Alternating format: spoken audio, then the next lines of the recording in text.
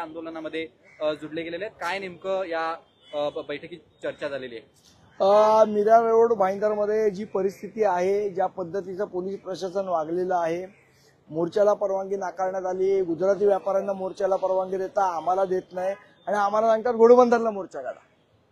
आता जी घटना मीरा रोड मध्ये झाली, घोडबंदरला मोर्चा, मग उद्या सांगाल कणकवलीला मोर्चा काढा.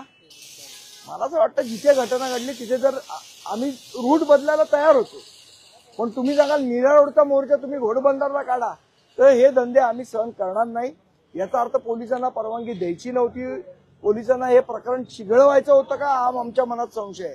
जर आमचा शांततेने मोर्चा निघणार होता तर मग परवानगी का नाही दिली? आणि महाराष्ट्रात जर मराठी माणसाच्या मोर्चाला परवानगी देणार नाही आणि गुजराती माणसांच्या मोर्चाला परवानगी देणार, मग सरकार गुजरातचं आहे का महाराष्ट्राचं आहे, हा आमचा प्रश्न. या परवानगीवरच देवेंद्र फडणवीस पोलीस महासंचालकांवरती त्यांनी नाराजी व्यक्त केली असं कळतंय. तुम्ही कशा पद्धतीनं पाहताय?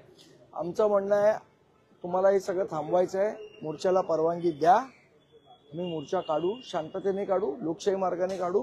दडपशाही कराल तर मग उत्स्फूर्तपणे आज ज्या पद्धतीने महाराष्ट्र सैनिक गेलाय त्या पद्धतीने सगळेजण मीरा रोडला जातील आणि मग कायदा सुव्यवस्था बिघडले त्याला सरकार त्यांनी काही आदेश दिलेत का किंवा काही सूचना केलेत? मी साहेबांना सगळ्या परिस्थितीची कल्पना दिलेली आहे आणि ते परिस्थितीवर लक्ष ठेवून आहेत. त्यांनी काय आदेश दिलेत का?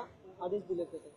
महाराष्ट्र सैनिक उत्स्फूर्तपणे काम करतो, जिथे अन्याय दिसेल तिथे तो उत्स्फूर्तपणे जातो, कोणाची आदेशाची वाट बघत. आता याच आंदोलनामध्ये मंत्री प्रताप सरनाईक हे सुद्धा सहभागी होतात. थोड्याच वेळात ते त्या घटनास्थळी पोहोचतात, आंदोलनामध्ये सहभागी होतात.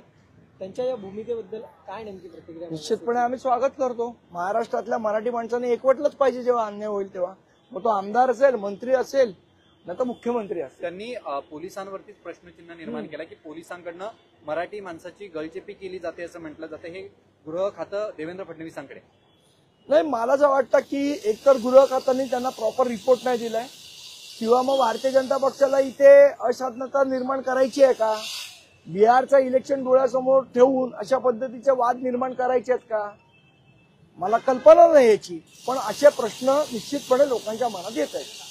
ठीक आहे, थँक्यू. ओके. अच्छा.